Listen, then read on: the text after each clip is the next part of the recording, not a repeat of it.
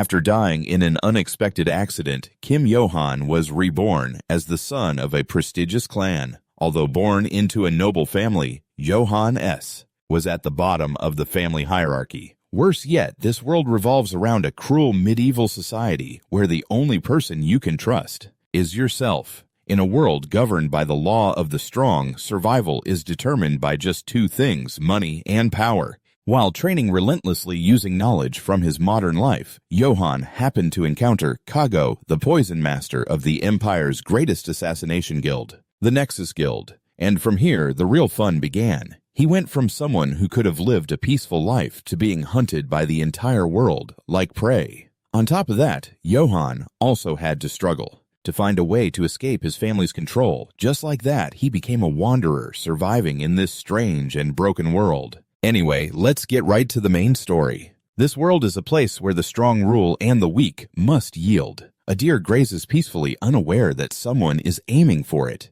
There's prey over there. The young hunter draws his bow as instructed. Remember what you've learned. Stay calm. His hands trembled with anxiety, but he still tried to hold the arrow steady. Fire. The moment the command was given, the forest birds were startled and flew away. The bewildered deer let out a long cry in shock. It turned and bolted away. There wasn't a single scratch on its body. It turned out the arrow was never fired because it broke. Joseph cried out in frustration, "Hey, Yo-han, I told you to catch the prey, not break the bow." Yo-han scratched his head, blaming the material. "This thing breaks too easily. Or maybe the bow is just old," he wailed loudly, retorting. "What are you talking about? I just bought it last week. It's brand new." "I knew something was wrong the moment you said you wanted to learn hunting. You're a nobleman after all." Why the sudden desire to become a hunter? Joseph sighed and nagged, making it hard for Yo-han to speak. "You'd be better off learning swordsmanship." However, his eyes darkened thoughtfully as he said, "How can I make any money before I find work?" "That's right, money." He nodded in agreement. "Indeed." Yo-han just laughed it off, suggesting, "It's a small matter. Come on, let's go somewhere else." The scene of a remote and dilapidated village came into view. Yo-han needed money, and this vast field seemed to symbolize the struggle to survive in this world. His real name was Kim Yo-han. After an unexpected accident, he died and was reincarnated into this world. Being reborn as a nobleman was nice, but currently Yo-han was at the very bottom of his family, inheriting a title or fortune not in his wildest dreams. He was lucky enough not to get caught in his brother's power struggles and thrown out onto the street buck naked. But the biggest problem was, Yo-han, wait. They saw a pack of wolves surrounding something. Fighting over there. Is that a pack of old wolves? Immediately after, an arrow flew past and stuck into a tree, startling them. The whole pack of wolves scattered in a panic. The one who shot the arrow was Joseph. Yo-han looked down at where they had gathered and thought to himself, the world he was reborn into was a medieval era, but it was all too real. It's so cruel. Can't one even rest in peace after death? He looked at the person. Neither happy nor sad, he asked, "Is he from our village?" Joseph sighed and shook his head. "It's hard to say. There's no way to know. But one thing is for sure. The weak are just food for the strong." Yo-han clenched his fist, an indescribable churning rising within him. That's right, so he wouldn't become prey in this era. A panicked look began to spread across his face, his eyes saying it all. "I need to get money ever since I first came to this world." Yo-han had once hoped he would awaken some kind of superpower. But when he realized he had none, Yo-han changed his goal. The image of a gold coin said it all. It was money. With money, I can leave this territory and do whatever I want. I could become a merchant or a free farmer. That's right, money, money, and more money. Money is everything, so I have to rake it in by any means necessary. Paying little attention to the boy, the old man spotted something. "Take a look, Yo-han. This is the little devil's herb, just as I told you before." This type of herb is very precious. As soon as he heard that, Yo-han decisively plucked it. "Then it must be worth a lot, huh? Look at that face with the word money written all over it." It left the old man speechless. Suddenly, Joseph noticed some kind of pouch. Next to the boy's foot, he asked curiously, "Yo-han, it seems you've dropped something." The boy shook his head in denial. "Huh, it's not mine. Someone must have dropped it." The old man, confused, reminded him, "There's no way that's possible. Besides us, who else would dare to venture this deep into the woods? As he said this, a chill ran straight down Joseph's spine. Wait a minute, it can't be. Just as he feared, a terrified scream suddenly echoed nearby. The two of them quickly ran towards the cry for help as fast as they could. Help me! Is anyone there? Upon arriving, both of them stood gaping in astonishment, realizing it was a little girl being attacked by a pack of nearly 10 wolves. Please save me. Both of them recognized the child. It's Robert's daughter. Why would a child be this deep in the forest? Below, the pack of wild wolves were all waiting for a chance to snatch the little girl. Witnessing this, Joseph immediately turned and urged, "There are too many wolves, just the two of us won't be enough. We have to retreat and call for more people." But Johann thought otherwise. He charged forward with a nonchalant look on his face. The old man immediately yelled to stop him. "Johann, it's dangerous. These aren't normal wolves. They're man-eating beasts." Johann turned his head back and assured him, "It's okay, Joseph. I'll distract them. You use the opportunity to save Delia." Although he was so surprised he froze solid, Joseph could do nothing but follow his lead. While the old man was gaping in shock, Johann flashed a sinister smile. "I can't believe it. He's willingly acting as bait just to save a commoner. In reality, his mind was on money. If I'd known about this, I would have learned to hunt sooner. Who would have thought there'd be a hidden gold mine in a place like this? 1, 2, 3, 4. There are at least 10 of them, huh? Skinning and selling them will surely earn me a fortune. All right. Just you wait, you walking piles of money." Joseph was shocked by Johann's bizarre actions. What is this? He was swinging his sword all over the place as if just for show, making the old man exclaim, "What is with that chaotic swordsmanship?" The aggressive, starving wolves charged without hesitation. They leaped quickly across the ground, sending leaves flying into the air. Seeing this, Johann raised his sword to block the attack. On instinct, the wolf bared its fangs and bit down hard on the sword. Because it was so old, it immediately cracked. In just a moment, the sword was almost completely bent out of shape. And then it shattered to pieces before his astonished eyes. On the other side, another wolf opened its massive jaws and lunged forward, intending to land a finishing blow. And then for a brief moment, time seemed to stand still. From a distance, Josie's eyes widened in terror. He let out a scream that pierced the heavens for Sir Johann. At that same moment, in the S territory's Bantron village, an inspection party from the S clan was making its rounds. Wherever the sound of their horses' hooves echoed, the people trembled in fear. Even the seasoned village elders had to cower in fear. The woman haughtily holding a fan to her nose and glancing at the crowd was the concubine Madame S. The expressionless young man on horseback was the eldest son Philip S., and this old drunkard was their Lord Jason. He sneered at them. This cursed backwater village is still as filthy and foul-smelling as ever. Unable to find the person he was looking for, Philip sought guidance from Jason. "Father, my apologies, but it seems Johann is nowhere to be found. He dares to run away during an inspection. Should I send the soldiers to find him?" Before answering, he took a deep swig and let out a satisfied grunt. Jason twirled his finger by his head. "Forget it. Why bother with that lunatic? Just let him be. Let him wander around like a damn pig." While mocking Johann, something suddenly caught his eye. What Jason saw was a huge pile of firewood in a corner of the village. Curious, he stopped and asked, "What is this? Why is firewood piled up at the village gate like this?" One of the villagers spoke up. "My apologies, my lord. Those are the remnants of Sir Johann's training.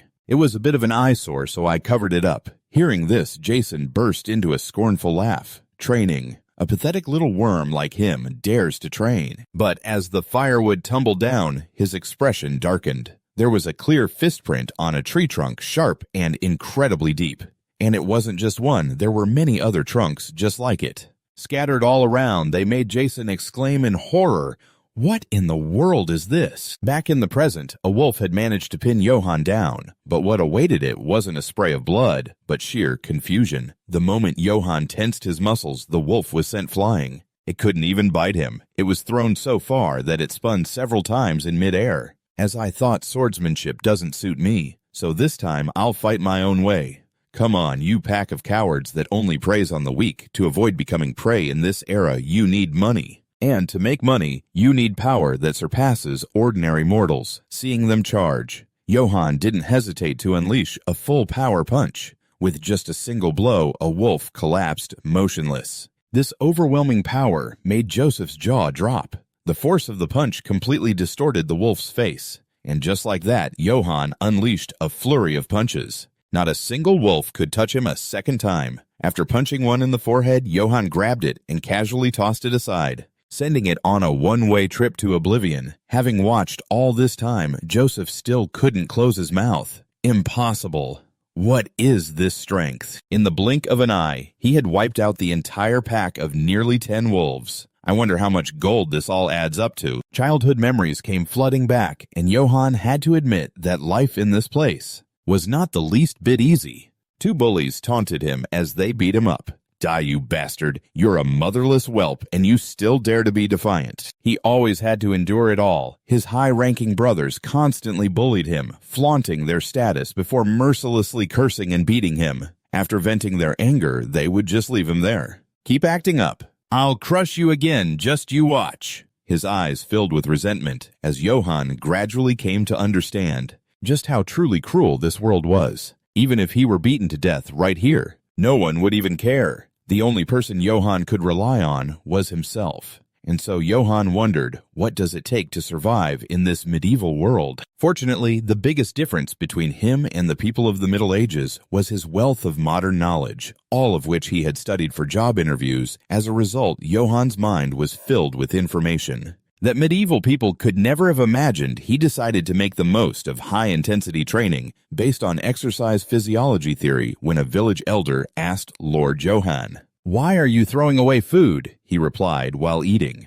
"What are you talking about? This is a superfood made of oats, cabbage beans, and quail eggs. I am just designing a balanced diet based on nutritional science." Johann was following a suitable nutritional regimen for peak physical condition. In addition, he practiced practical combat techniques from mixed martial arts, and so the days of relentless training passed by. A few years later, Johann could almost shatter a large tree with a single punch. He continuously threw his fists with all his might, as trees fell one after another, and birds scattered in fear. Johann's carefully conditioned body gradually achieved extraordinary strength. He put on his shirt and let out a sigh of relief. Now this feels truly comfortable. Johann stood in the middle of a forest that had been felled without an axe. He didn't know if this was a blessing from the gods or just another one of his trials. Time passed by without anyone noticing back in the dark forest on that fateful day. Johann dusted himself off and scanned his surroundings as dawn broke. He was the only one left standing on the stage. The entire wolf pack had been taken down. "It's all over then, huh? Over here."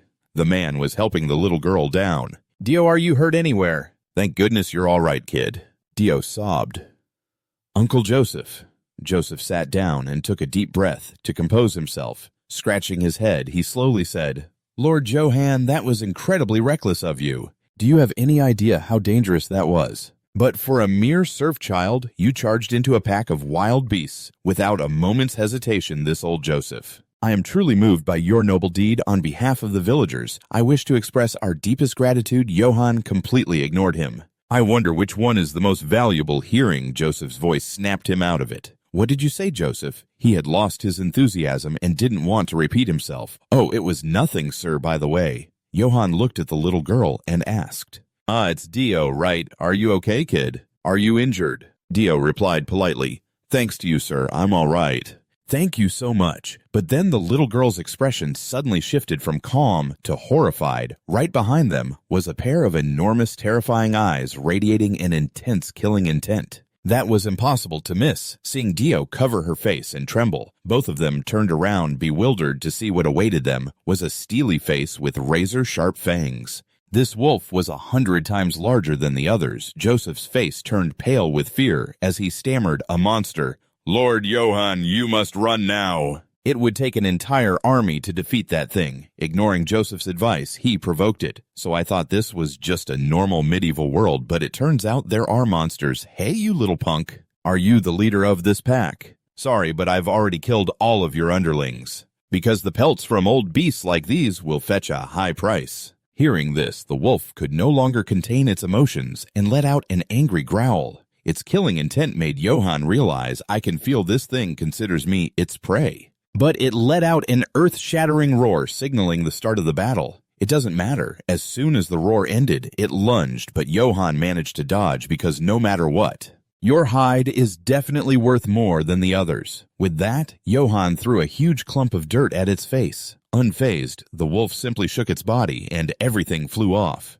Instead, the attack left a scratch on its eye, which was exactly what Johann was worried about. I've gone and bruised its entire pelt. I can't sell it at a discount now. The wolf grew increasingly furious, its teeth grinding together. It let out a long, eerie howl. The sound was unbelievably loud. It was so loud that he had to cover his ears, kneeling to try and stay steady on the ground. Joseph held Dell tightly, protecting the little girl. Johann, on the verge of collapsing from exhaustion, groaned. He silently wondered what in the world was happening. Johann's vision darkened, and then went completely black. An unknown amount of time passed, but the battle was nearing its end. One of the two had fallen to the other's strike. That's when Johann jolted awake from the nightmare. He held his head in confusion. What was that just now? Johann remembered the giant wolf. A monster. He couldn't forget its massive eyes and its chilling aura. It's gone. He looked over and saw that Joseph and Dell had already fallen asleep.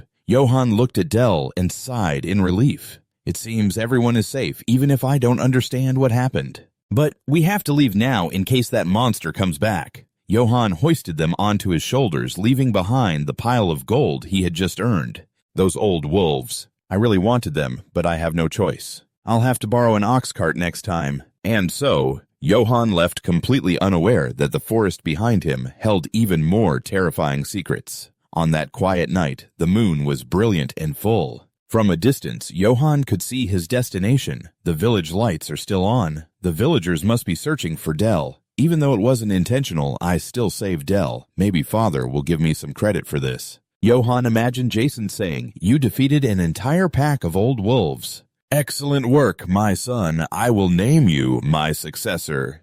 Then Philip would whine, "Father, but I'm the eldest son." He sighed, thinking of a more realistic outcome as he walked. It probably won't go that far, huh? But if I'm lucky, maybe I can join the guard. If so, my worries about making a living will be over. As he walked, Johann suddenly noticed something vague. Those are torches blazing in the quiet night. A troop from House S had surrounded him, leaving no way out. Johann stared at the scene, his jaw dropping in bewilderment. Just then, Philip yelled, "Johannes, where the hell have you been coming back at this hour? How dare you run away on the day of Father's inspection?" As he remembered this, Johann's face went deathly pale, as if drained of all blood. "That's right. Today is that day. I'm so screwed." Philip continued to berate him. The man slowly stepped forward. "You insolent brat who knows no respect." He stomped his foot powerfully on the ground. Johann gently set the other two down. Yes, Father. There was an urgent matter, so I couldn't say anything." Jason raised his axe. "Silence, you dare to defy me. I'll split that arrogant head of yours in two." Johann gritted his teeth, speechless with rage. He had just cheated death, only to run into this garbage. Life is a real bitch, he thought. Then a cunning smile spread across his face. No crisis is opportunity. Johann immediately used a tactic to make a strong impression. "My esteemed father. I absolutely did not intend to avoid my report to you, Father. I was saving a villager who was in trouble in the forest, which is why I returned late." The little girl's father rushed over, frantically crying out, "Dea, oh heavens, you're safe. I've been looking everywhere for you." He hugged the little girl, murmuring nonstop, "Thank goodness, what a relief." Seeing this, Johann pressed his advantage, explaining, "You see, Father Dea was surrounded by a pack of wolves in the middle of the forest. I fought to save her, and I took down the wolves, even though I couldn't report to you. But I believe I have fulfilled my duty as a knight's son. If you'll forgive me this time, I will dedicate myself completely to protecting our domain. Oh, and it would be even better if I were appointed captain of the patrol." Hearing this, Philip let out a disbelieving scoff. Perfect, a flawless self-promotion, Johann thought to himself. If this were a job interview, I'd be hired on the spot. Jackson burst out laughing, then said sarcastically, "Oh, so that's how it is. Our future captain, eh?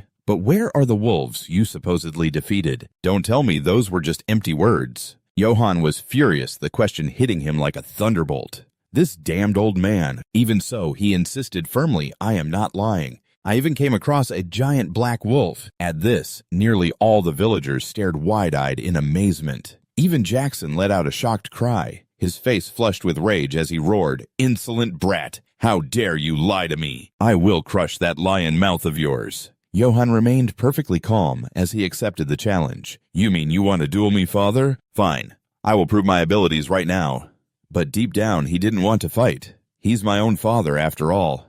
I really don't want to do this. But I have no other choice. So be it. Jackson smirked in amusement. "Fine. Let's see what a useless brat like you is made of. Draw your sword, Johann. We will be fighting with swords." He repeated the word, bewildered. A sword, sir. You've never even taught me how to use a sword, you madman." The two of them stood in the dueling ring, surrounded by onlookers. Jackson urged him, "Draw your sword. Johann, hurry up."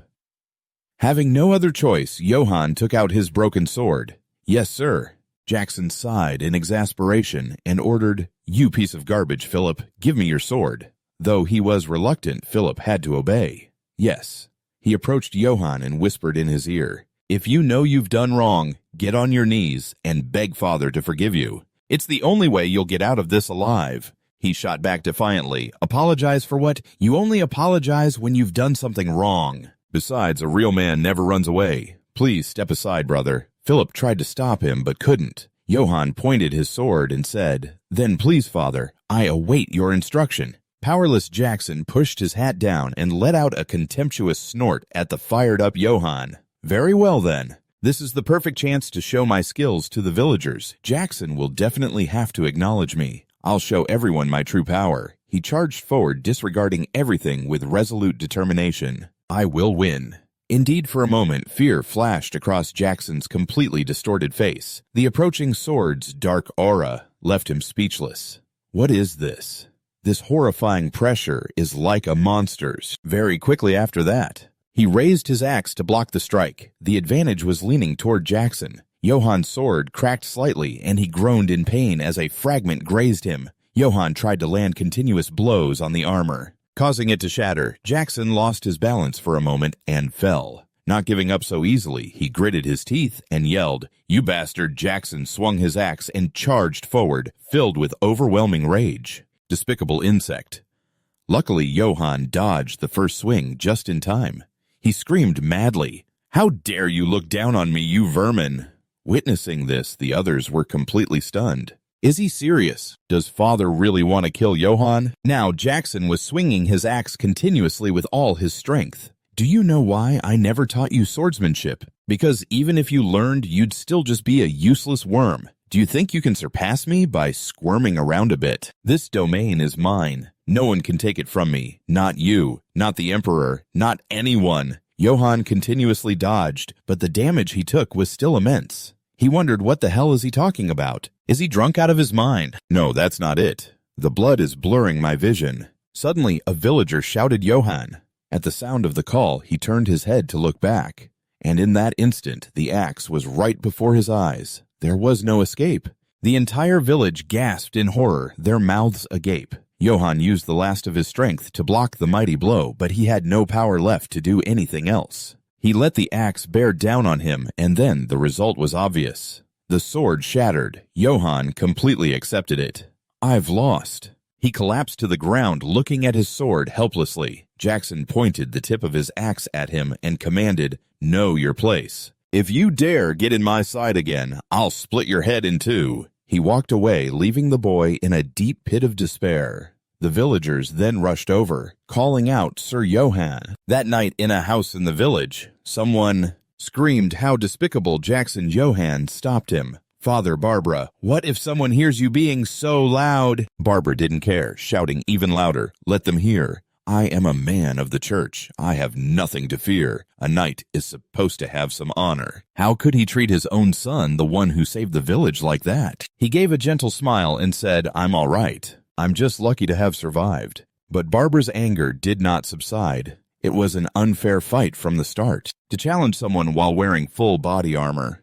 Truly. The alcohol must have made him completely lose his senses. Despite his bright smile, but deep down, Johann was still very sad about today's events. He could only sigh and accept it. This is reality. I knew my swordsmanship was bad, but I never imagined it was this pathetic. Barbara put the medicine vials away and agreed after all. Jackson is a seasoned knight, trained in his family's swordsmanship with battle experience. It's only natural that you lost. Like Baron Bryce from the neighboring territory, I heard he once single-handedly dealt with 300 rebelling peasants. Just imagining it is terrifying. Johann couldn't help but exclaim, fighting 300 people alone. Lord Bryce is incredible. So that's why I lost to technique. I really thought I could beat that old drunk, especially after fighting that giant black wolf. Hearing this, Barbara was startled, realizing something. He rushed over and shook the boy's shoulders hard, asking for clarification. Lord Johann, is what you just said true? Did you really see a giant black wolf in the forest? Confused by his actions, Johann still admitted,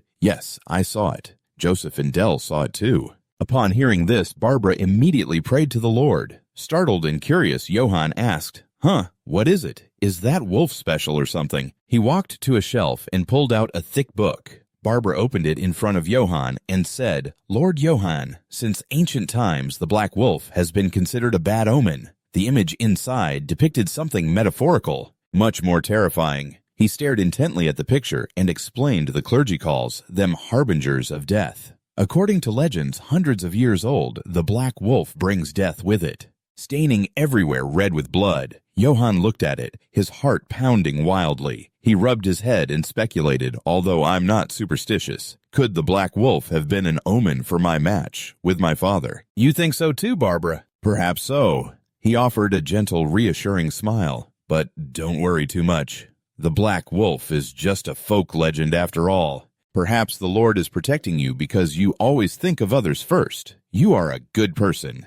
Hearing this, Johann was confused. His face went blank as his mind filled with one thought, me. All I want is to make a lot of money. Meanwhile, in the Bryce territory near City S, tragic screams echoed. Please spare me. I know I was wrong. Please spare me. Don't. A blood-red sword filled the panel, and just like that, another life was gone without a goodbye. Two guards shook their heads in dismay. It's useless to run. You'll die either way. Got it. They sighed, remarking, but this is truly cruel, killing everyone in the territory, burning everything, leaving not a single body behind. What can we do? On that bloody night, all the soldiers lamented, we're just here to get paid. At the same time, into the palace gates, someone was reporting. The person bowed and presented an item. Lord Karamap, the mercenaries have finished cleaning up. This is the signet ring of House Bryce. He held the ring, inspecting its insignia, then clenched his fist, crushing it without mercy. Standing amidst the chaos, he uttered a single name, Bryce. Rumor was he cut down 300 serfs on his own. I had some expectations, and yet he couldn't even withstand 2 moves. These things are nothing but disposable toys.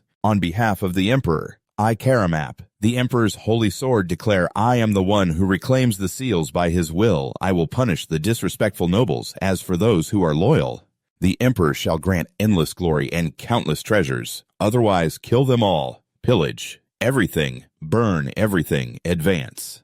The entire mighty legion charged forward on command. Next target, Territory S. The fierce battle between Johann and the masked man raged on, with neither side giving an inch. The masked man steadily parried every one of Johann's blows, while Johann attacked relentlessly. Attack after attack rained down, but the masked man remained unscathed, calmly defending. Then at some point, Johann's sword was sent flying. His helmet flew into the air along with his blade. At that moment, Johann was struck by his opponent, and utterly defeated, sent sprawling across the ground. Johann's head flew from his body, tumbling across the ground. Fluid gushed from his mouth and face from the wound. Suddenly, Johann's eyes shot wide open in sheer terror. He then woke up screaming loudly from the nightmare. Johann calmed down upon realizing he was still alive. It was just a dream, right? He scowled, clutching his head in exhaustion. The image of that black wolf was still seared into his mind from the moment he saw it. For the past few days, I've been haunted by the same nightmare. He also hadn't forgotten the warning from the blue-eyed young man.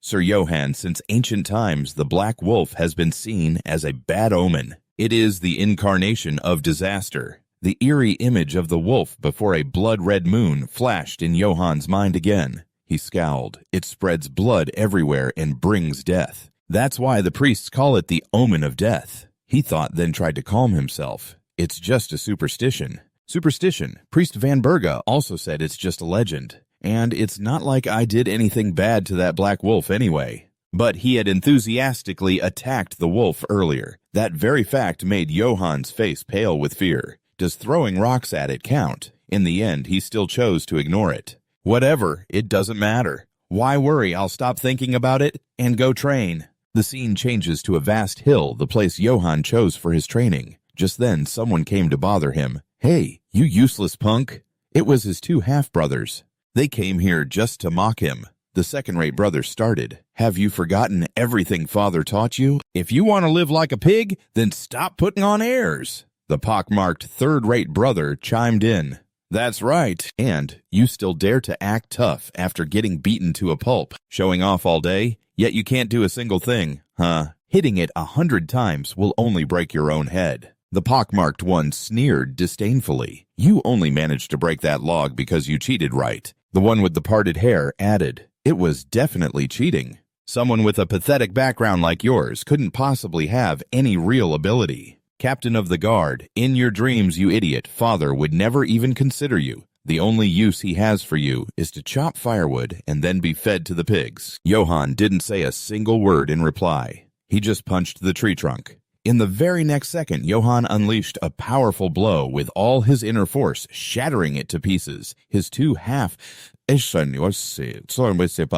brothers watched in fear, their jaws hanging open. The thick tree trunk was split in two, just like that, by Johann's punch. He then slowly turned his head towards them. Johann cracked his knuckles threateningly. Well, well. What was that you brothers were just saying? Come over here for a second. Seeing this, the two brothers turned tail and ran, but not without shouting a threat. All right, fine. I'm leaving. Just you wait. I'm going to tell Father everything. I'll tell him everything. Watching them, Johann's heart filled with helplessness and contempt. What a pathetic bunch. How can they live so mindlessly? Shouldn't they be preparing to make a living for themselves? Yet they don't seem worried about the future at all. But he quickly composed himself. Okay, that's enough. Why should I have to worry about them? Time to get back to training. Suddenly Philip's voice called out. What they said is true, you know. He walked over with a serious expression. Father isn't going to give you any official position. Hearing that, Johann still forced a smile. Philip, that's only to be expected. But the fact he didn't kill me and let me live is a blessing in itself. Philip seemed to see right through him. Are you that disappointed? Johann didn't hide it and answered honestly. There's nothing else for it. I'll just have to find another way to make a living. Philip's next words made Johann freeze for a moment. Father is afraid of you. Johann just listened without immediately replying, his expression souring.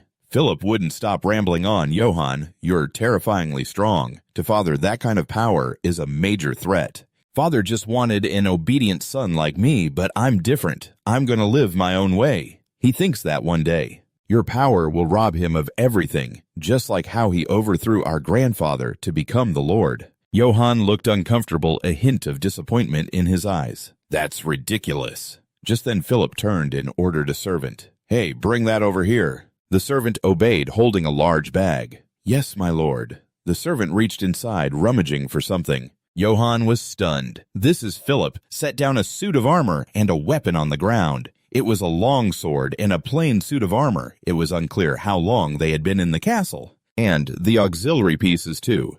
No other weapons. This is the set you tried to steal. Hearing about his past misdeed, Johann looked a bit sheepish. Then Philip lowered his voice and continued, Johann, I'm not like Father. I'm not foolish enough to drive away a capable person. Therefore, when I become the Lord, I will appoint you as the captain of the Guard of Ace. From now until then, don't get lazy with your training and stay out of trouble. Johann immediately shouted to defend himself. I never start the trouble, but Philip, with his back still turned, just strode away. He didn't even bother to flip him a loving bird. Johann just stood there watching his receding back. He then stared pensively at the items on the ground. Even now, Johann couldn't stop thinking about it. The armor from my dream. If I wear it, will I die? Just like I did in my dream. But still, for some reason, I have a feeling I can overcome it. That I won't die. Of course, there's nothing to prove this belief of mine. In the blink of an eye, Johann had finished donning the armor. He placed a hand firmly over his chest.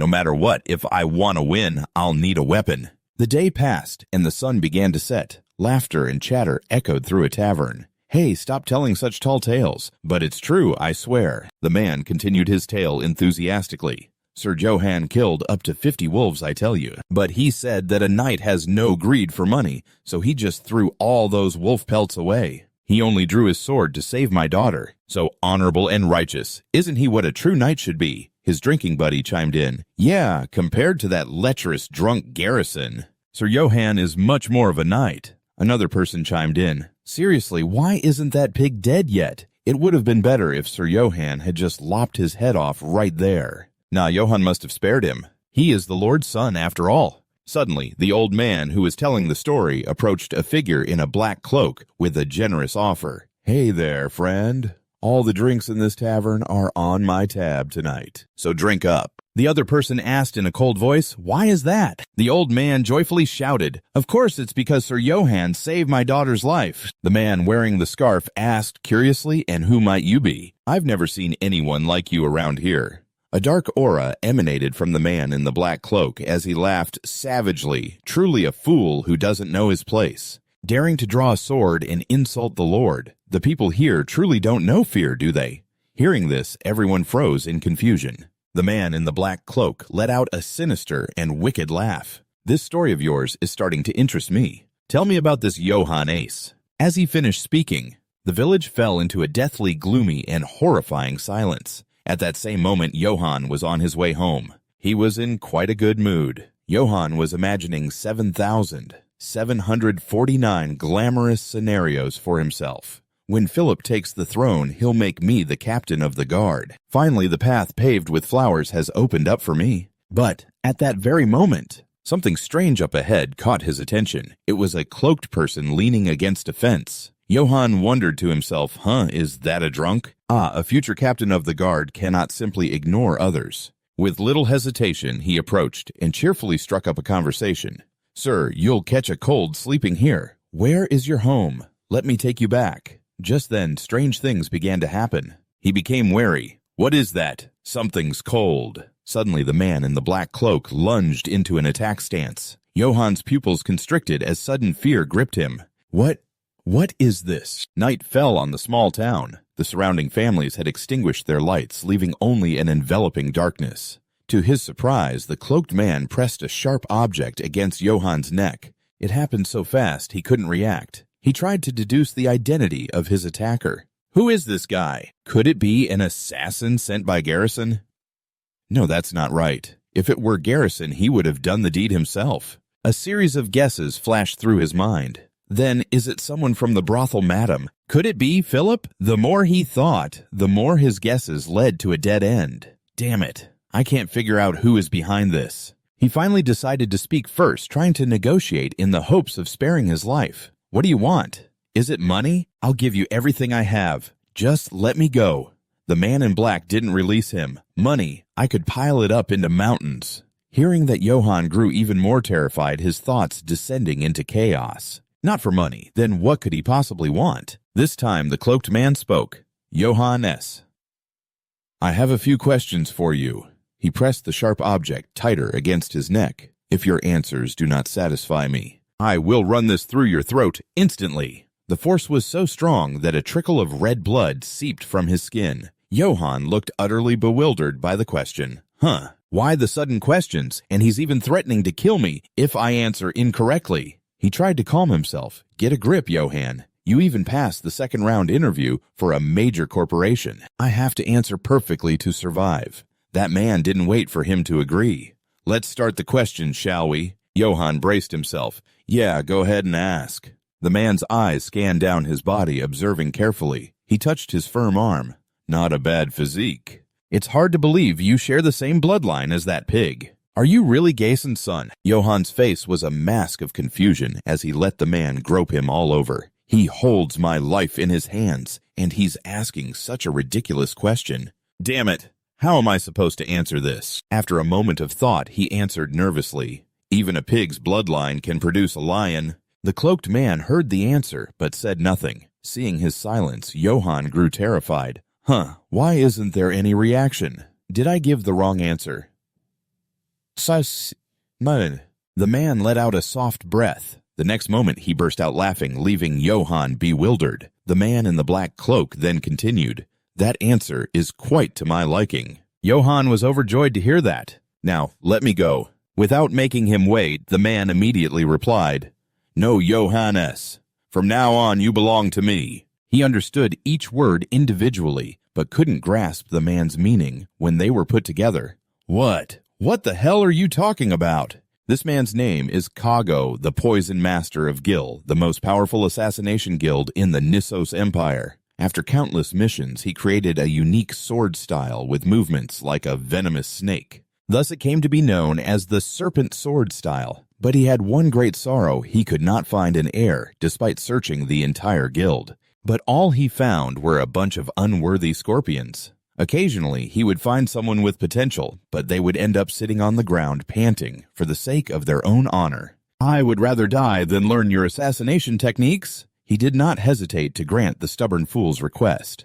Very well. More than 30 knights of noble lineage died at Kago's hands. All of them chose death for the sake of honor. Kago, desperate in his search for an heir, sought out the Empire's witch. An old woman's voice rang out, "Lord Kago, the bestower of a peaceful death. The heir you seek is in the small domain of Ace, a place no one ever bothers with.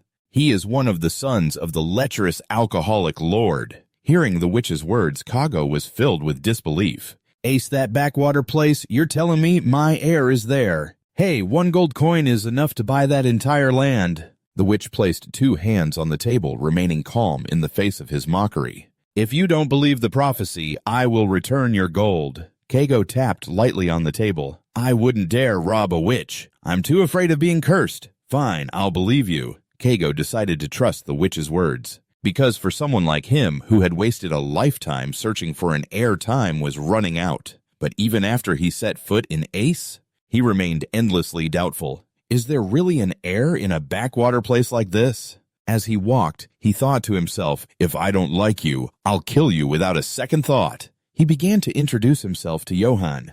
"I am Kago, master of the Gil Guild. There's no more time for daydreaming. You must become my heir. Now answer me. Choose to die by my hand or learn my sword style. You can only choose one of the two." Johann swallowed hard, thinking carefully. The very next second he shouted, "I want to learn swordsmanship. How much do I have to pay you, sir?" Kago was a little displeased. "Money, I don't accept it." Johann's 2 eyes lit up. "Does he mean it's free? A guild master level expert teaching me swordsmanship. And for free too, is this a dream? No way, I've hit the jackpot." He quickly turned around and slapped the man's shoulder hard.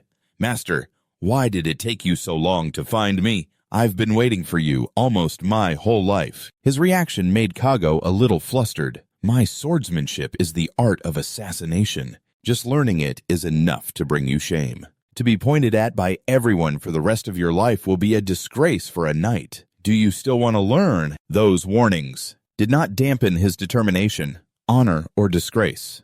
I don't care. Please teach me." Kago looked at him bewildered. Yeah, he really is a weirdo. Johann suddenly reached his hand out towards him.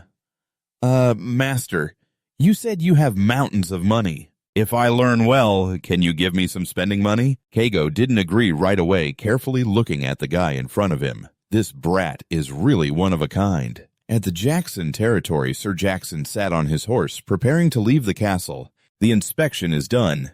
I'm going out for a bit." The 2 people behind him saw him off to the gate, not forgetting to remind him, "Yes, sir, please be careful." They said in unison, "We will look after the city well, Philip and Madam." Immediately after came the hateful glares from "I'll speak first, no matter how hard you try. This city will still be mine." Philip refused to back down, retorting, "You've got a big mouth. Its next master will be me, Philip." Sir Jackson hadn't gone far when he heard the arguing behind him. "Damn it, all they do is argue all day. I'm sick of it. I won't even look. They can do whatever they want." Philip suddenly came forward to report Father Johann still hasn't returned. What should we do? Only then did he remember that son of his. Immediately after, he yelled, Philip, don't waste my time on that useless thing. I don't care if that weakling dies in a ditch somewhere." Philip hurriedly tried to smooth things over. "Yes, I'm sorry, Father." But he still couldn't cast his brother aside. Johann, where on earth are you? At the same time, in the forest near this S territory, Kago's voice rang out. I need to see what your skill level is. Johann was flustered, Master, I'm sorry, but could you lend me a sword? I tend to break swords a lot. Kago had no choice but to give him the sword in his hand. In his eyes, there was still no shred of trust for his student. Breaking swords. This kid is getting on my last nerve. I don't see any good in him. Maybe I should just get rid of him and be done with it. He pointed another of his swords at the boy. Are you ready? Johann's face was full of determination. Yes. He held out the sword, his other hand clenched into a fist. The more Kago looked at that stance, the more helpless he felt. Such a terrible stance. Is he really the son of a knight? Good grief. This won't do. I'll definitely have to kill him. Johann suddenly spoke up. We don't necessarily have to fight with just swords, right? Any style of fighting is okay, right? I'm starting to lose my patience. You can kick or use your sword, whatever you want. Johann laughed loudly, then he swung the sword in his hand in a direct attack towards the man whose own sword immediately shattered into pieces. In that instant, Kago's suspicions were confirmed. Truly meaningless. The man's face was a picture of disbelief. This guy is terrifyingly strong. Johann didn't stop continuing to throw a punch straight at the man in front of him, who managed to dodge. A single punch created that much wind pressure. If that had hit me, I'd be nothing but a bloody pulp for sure. This guy isn't human anymore. He's a lion. The man reached behind his back, carefully gripping another sword, but Kago didn't hesitate, swiftly drawing his blade and attacking Johann, who stood confused with the broken sword in his hand. Wait, what kind of bizarre movement is that? Which direction are you planning to attack from? Up, down, down. Before he could even determine the direction of the attack, Johann was smashed right in the face, staggering back several meters. Spitting out a few mouthfuls of red syrup, it took Johann a moment to scramble back to his feet. Kago remained still, with no intention of helping his student up. I believe you just fell. You're not unconscious. You're truly an extraordinary person, the likes of which I've never seen. If you had been born 1,000 years ago, you would have been hailed as a legendary hero. Johann's face flushed red. Thank you for the compliment, Master. Kago cut him off. But you have a fatal weakness. If you continue like this, one day you will surely die. Johann looked completely surprised. Surely die? What do you mean by that? The man calmly explained to his student. You are unable to control your own power, and so that very power will kill you. At this, the boy slowly stood up, rubbing the back of his aching head. Hey, now! There's no way that would happen. I wouldn't hit myself. I'm not an idiot. From out of nowhere, Tiger pulled out another pile of weapons. The man handed another sword to his student. So confident are you, try attacking again. If you can break my sword this time, I'll reward you with something you like, gold coins. His two eyes lit up. Gold coins. Without hesitation, Johann grabbed the sword and charged toward his master.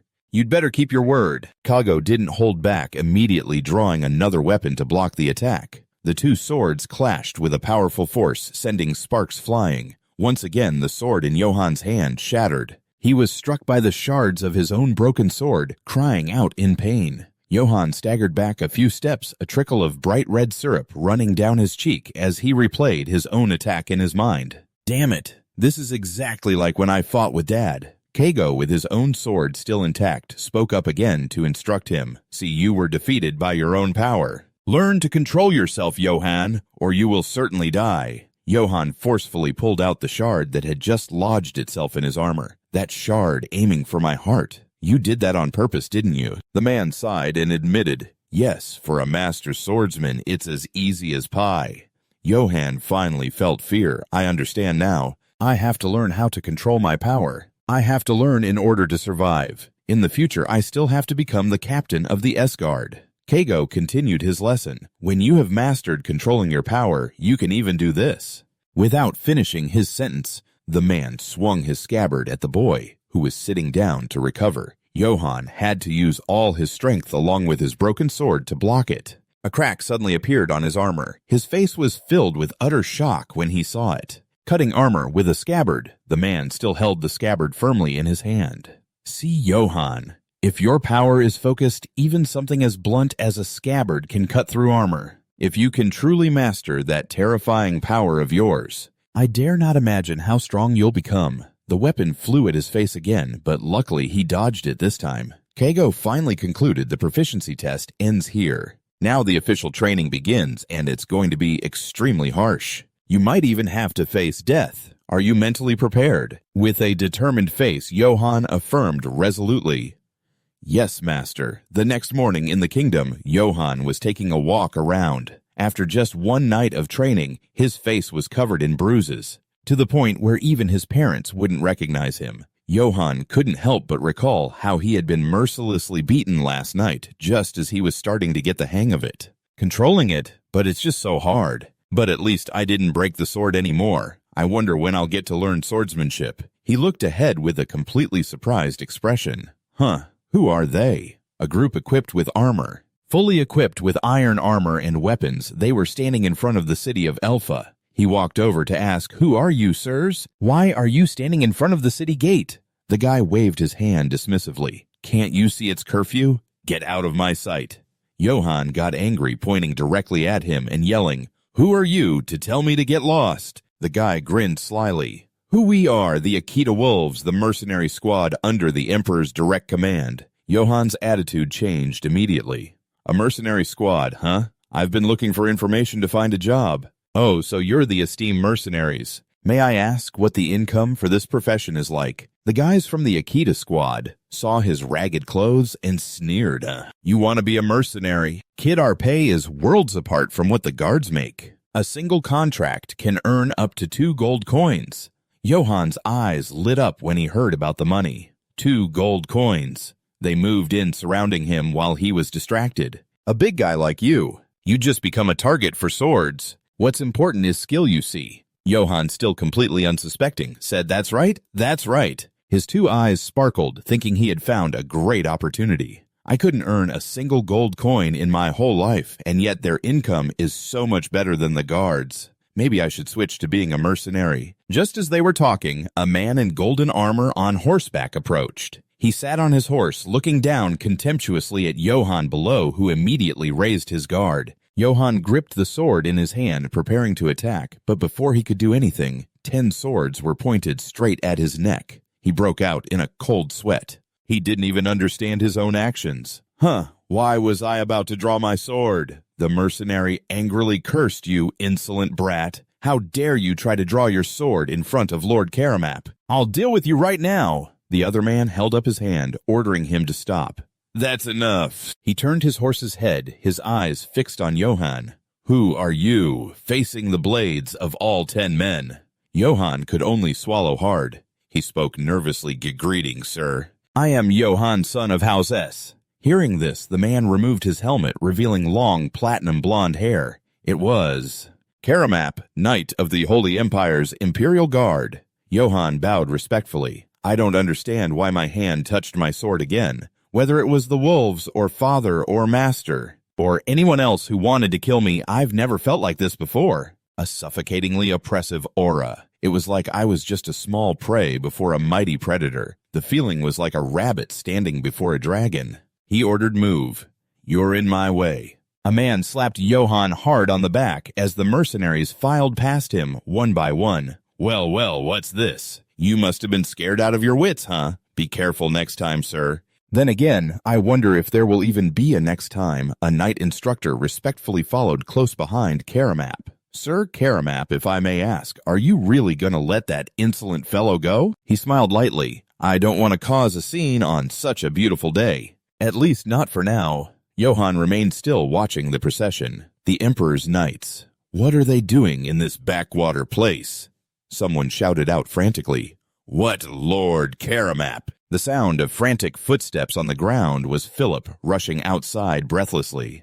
"A nobleman such as yourself, why have you come to this place?" He was out of breath as he hurriedly greeted them. "I am Philip Ace, heir to the Ace territory." "Lord Karamap, what business brings you here?" At that very moment, the madam was already there, fawning over him. "Oh my goodness, Lord Karamap, you are truly the finest specimen of a man in this world, with no second who can compare. And this here is the son who will truly become the Lord. If I'd known you were this handsome, I would have married later. Now please come into the castle for a meal." Seeing Karamap coldly brush past her, the madame hastily tried to stop him. "Wait a moment, Lord Karamap. Did you not hear me?" Witnessing this, Philip also frowned in annoyance. As Karamap sat down, he took his helmet in his hand. The face behind it was incredibly handsome, but no less vicious.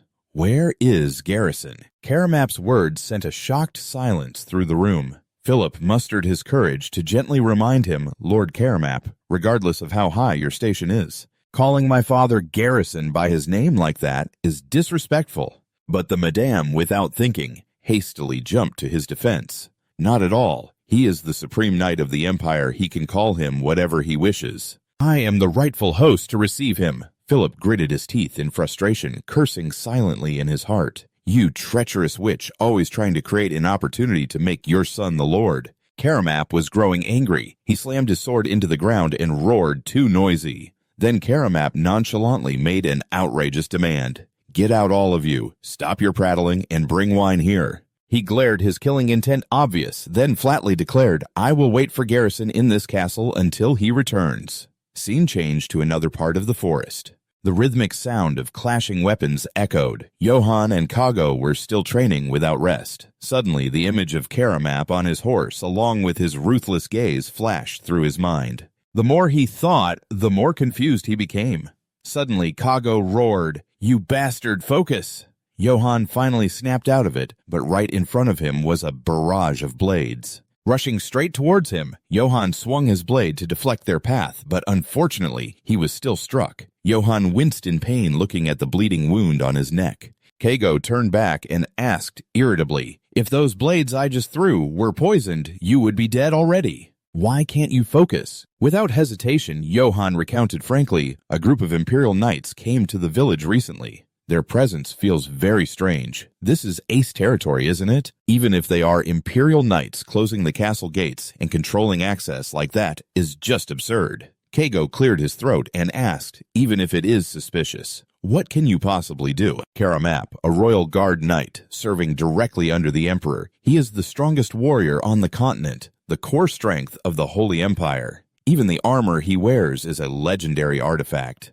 Hearing this, Johann was stunned. "Stronger than you, master." The man paused for a moment at the unexpected question. Kago frowned and admitted, "If I were unlucky enough to face Karamap, I would run for my dear life without ever looking back." The boy hastily refuted, "But you'd only know the outcome after you fight." So he slammed his palm into Johann's head, roaring, "Shut your mouth, you moron. Do you even know your place? You're just a useless brat who can't control his power, an illegitimate child who knows nothing of the sword, and you dare to pull this stunt." Johann was struck silent by those contemptuous words. For a moment, he pressed his lips together, speechless. A second later, he gripped his sword tightly, looked ahead, and said confidently, "I can do it." But the man still looked down on Johann with contempt. Then he said, "Good. Come on, then." Immediately, the two of them lunged at each other in a fierce battle. It was not long before Johann took a direct blow from Kago. The man roared again, then Kago struck once more. He quickly raised his sword to parry, but as expected, the man was too strong for Johann to evade. Kago grew more furious, crazily shouting again. Determined not to give up, he leaped forward while questioning himself. Why is not this working? It's just a scabbard, so why cannot I cut it? Suddenly, a brilliant light flared at the tip of his sword, and Johann had a realization. That's it. The flow of power. It is not about swinging wildly, but about channeling the force and focusing it at the tip of the sword. As Johann continued his swordplay, he gradually understood what it meant to control his power. Even Kago started to notice it. This kid. The sound from his blade is becoming sharper. In the blink of an eye, razor-sharp slashes flew through the air. Johann's continuous assault left the man unable to keep up. He gripped the hilt tightly, thinking to himself, this is it. Putting what he learned into practice with the perfect amount of force, Johann swiftly raised his sword high, preparing for a mighty slash. At the same time, his eyes began to glow brightly. He looked terrifying. The sight even made Kago break out in a cold sweat. Hey, this is getting dangerous. Without any further hesitation, Johann swung his sword in a wide arc. It was like a snake trying to swallow the weapon in the man's hand. A brilliant streak of light flashed through the gloomy darkness. Kago gritted his teeth and looked down. His scabbard and sword were both sliced clean through. Seeing this, Johann's face lit up with a huge smile. He shouted excitedly like a child, "All right, I did it! I did it!" Now I have got the hang of it. It is pretty easy, is not it? The man still could not believe it, looking at Johann, who was whistling in celebration,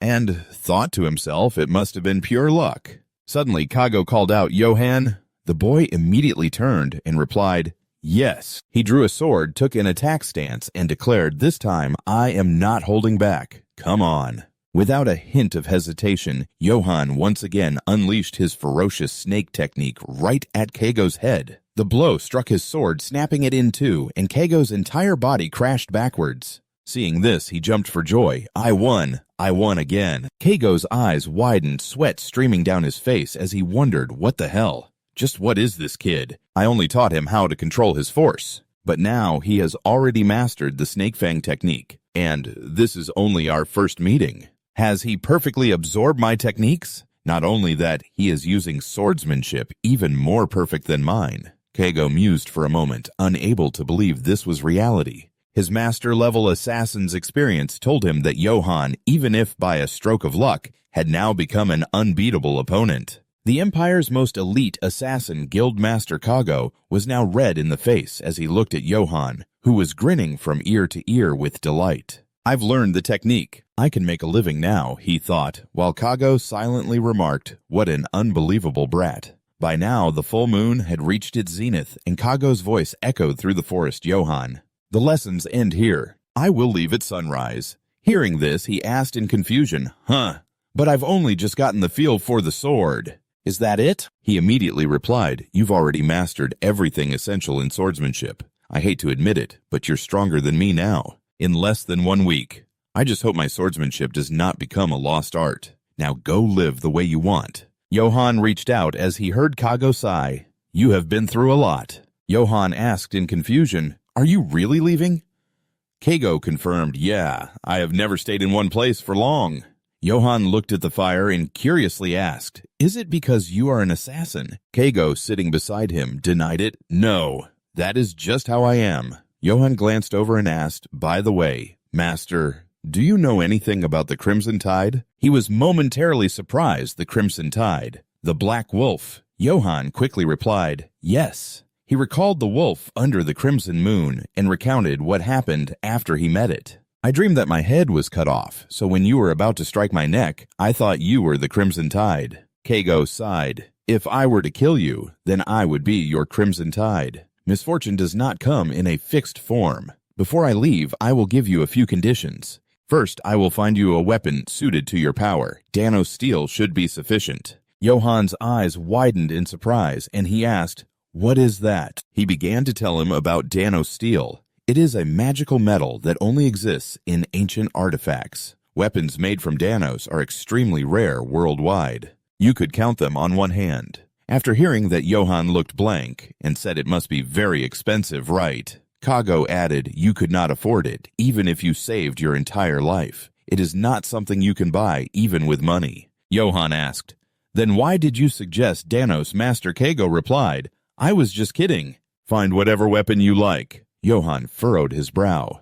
Are you hiding your secrets because you are an assassin? Master Kago retorted. No, you idiot. Do you have to blame everything on me being an assassin? You can recognize a Danos sword at a glance. If you see someone carrying one from a distance, just run away immediately. Do not look back. It is hard to live a long life if you do not know your place. Johann etched it into his heart. I will remember that. After a while, his master stood up. Johann asked again, Are you really leaving now? Kago carefully reminded him once more.